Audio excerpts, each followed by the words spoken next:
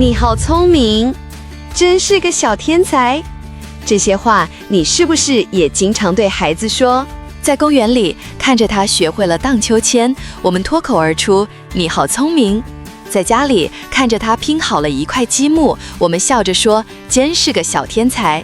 我们以为这些是世界上最棒的赞美，能像阳光和水一样滋养孩子的自信，激励他们去探索这个世界。但如果我今天告诉你，事实可能恰恰相反呢？这些我们挂在嘴边的充满爱意的赞美，可能正是伤害他们自信，甚至摧毁他们韧性的开始。嗨，我是 Celia， 我不是育儿专家，但我可能跟你一样，是一个为了孩子愿意把全世界的书都翻遍的妈妈。也正因为如此，我发现了一个我们可能都犯了的充满善意的错误。这个错误的核心在哪里？当我们对孩子说你好聪明的时候，你猜孩子听到的是什么？他听到的不是我这次表现得很好，他听到的是爸爸妈妈爱我，肯定我，是因为我很聪明，因为我有天赋。问题就出在这里。这句话等于是我们亲手给孩子贴上了一个叫做聪明的标签，而这个标签从贴上去的那一刻起，就变成了一个极高的不容有失的标准。他在孩子心里建立了一个脆弱的等式，聪明等于成功，等于爸妈的爱；反之，不聪明等于失败，失去爸妈的爱。没有一个孩子愿意失去父母的赞赏和爱，所以当他们下一次面对一个有难度的任务时，你猜他内心最大的恐惧是什么？不是任务本身有多难，而是万一我失败了怎么办？万一我这次做不好，是不是就证明了我不聪明？爸爸妈妈会不会对我失望？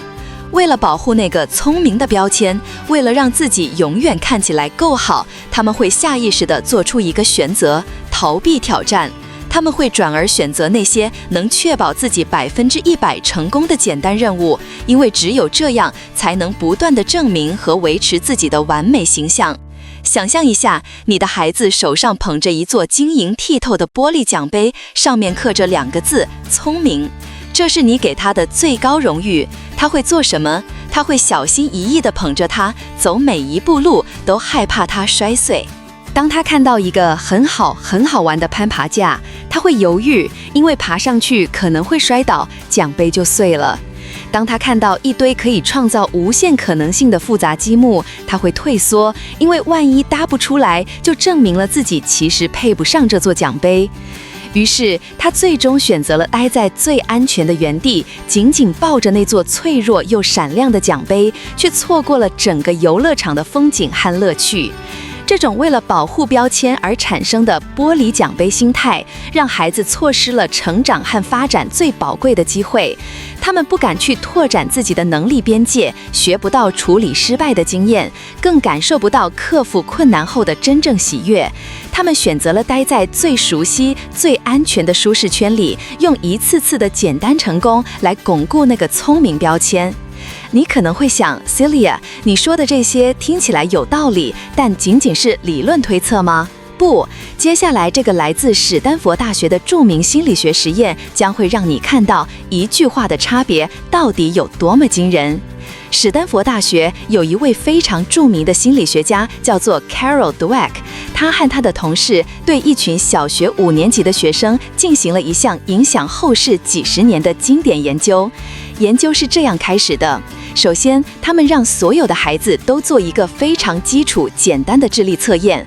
完成之后，研究人员把成绩单发给每一个孩子，然后把他们随机分成了2组。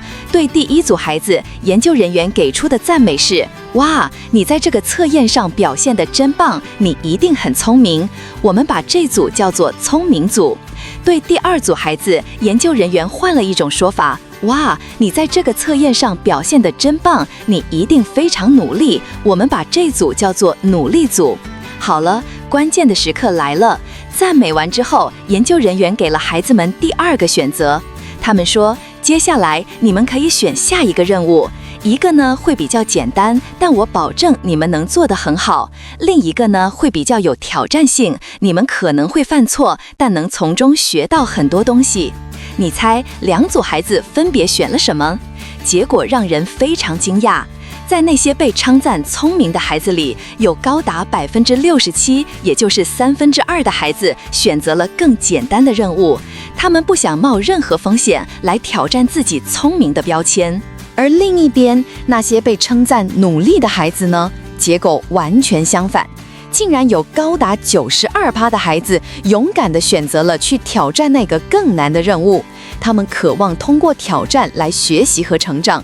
仅仅是一句不同的赞美，就完全改变了孩子们面对挑战的态度。但故事还没有结束，实验的最高潮在第3轮测验。这一次，研究人员故意给所有孩子都安排了一个超出他们年龄能力的超高难度的测验。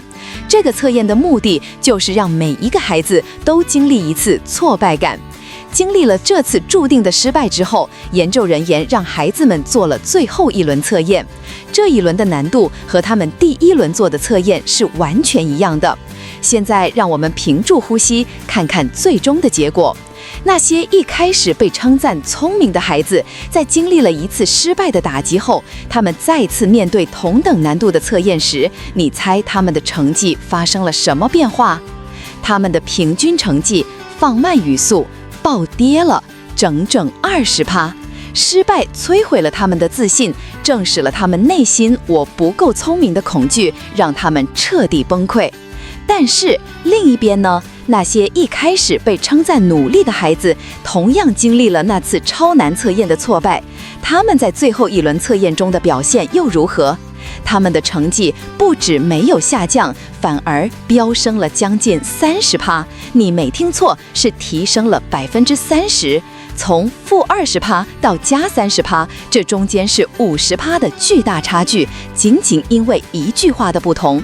挫折和失败对于努力组的孩子来说，不是对他们个人价值的否定，而是一个信号，看来我需要更努力一点，所以他们反而被激发了斗志，表现得更好了。看到这个-20%和+30%的惊人对比，你是不是也吓了一跳？在留言区诚实地告诉我，你平时更常用聪明赞美还是努力赞美呢？这个研究血淋淋地告诉我们一个真相：赞美天赋是在给孩子一颗糖衣炮弹，而赞美努力才是在给他们一副真正能保护自己的盔甲。那么这是不是代表我们以后就不能赞美孩子了？当然不是，赞美是亲子关系中非常重要的润滑剂，重点是我们要改变赞美的焦点。我们要把赞美从那些孩子无法控制的虚无缥缈的天赋，转移到那些他们可以自己掌控的具体的过程和行为上。我为大家总结了3种你从今天起就可以立刻用起来的过程赞美法。第1种，赞美方法与策略。当你看到孩子用了一个好方法去解决问题时，请具体的指出来。比如说，你看到孩子想拿沙发上的玩具，但够不着，他看了一圈，跑去把自己的小凳子搬过来，踩上去拿到了。这时候不要只说你好聪明，你应该蹲下来看着他的眼睛说，妈妈注意到刚刚你拿不到玩具，但你很棒的想到可以用小凳子来帮助自己，这真是个好方法。这是在告诉他，解决问题的能力比天生聪明更重要。第2种，赞美具体的成就。当孩子完成一件事时，把你的赞美变得像特写镜头一样清晰。比如，孩子第一次自己把整件衣服穿好了，你可以惊喜地说，哇，你看，你的小手把所有的纽扣都扣对了，而且袖子也穿进去了，你自己完成了整件事，太厉害了。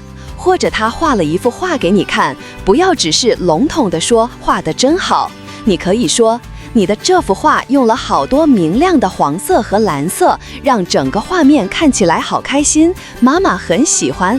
这是在教他欣赏具体的成果和细节，而不是一个模糊的好。第3种，赞美坚持与努力，这是最重要的一点。当你看到孩子在为一件事反复尝试和努力时，一定要给予肯定。比如他正在努力地搭一座很高的积木塔，搭了好几次都倒了，但他没有放弃。这时候你走过去温柔地说，我看到你一直在努力地搭这座塔，虽然倒了好几次，但你都好用心地再试一次，妈妈看到了你的坚持。或者他每天都在练习跳绳，你可以说，你每天都在练习，妈妈看到你从昨天只能跳2下，到今天能跳5下了，真的越跳越高了，继续加油。这是在他心里种下一颗种子，让他明白努力和坚持比结果更值得骄傲。当我们开始用这样的方式去赞美孩子，赞美他的努力、他的策略、他的坚持、他的具体进步时，我们就不再是那个颁发玻璃奖杯的人了。我们是在帮助他建立一个全新的信念系统。他会开始明白，成功不是来自于虚无的天赋，而是来自于实实在在的过程。他会相信，只要我技术尝试，只要我用对方法，总有一天我能做到。更重要的是，这是在教会他人生中最宝贵的一课。犯错和挫折只是学习的一部分，它不等于我不好，它只是一个信号，告诉我这条路可能不对，我需要换个方法试试。这才是真正能够陪伴孩子一生的坚不可摧的自信心和心理韧性。这份礼物远比一句“你好聪明”要珍贵100万倍。如果你觉得今天的内容对你有启发，请一定要订阅我的频道，这样我们才能在育儿这条路上一起走得更远。也别忘了把影片分享给你身边那位跟你一样用心的朋友，因为我们的一个小小改变，可能会彻底改变一个孩子的未来。对了，你知道这类深入剖析育儿心理的内容，有时候会因为触及某些敏感点而消失。对了，你知道这类深入剖析育儿心理的内容，有时候会因为触及某些敏感点而消失。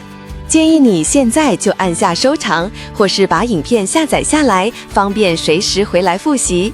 我是 Celia，我们下支影片见。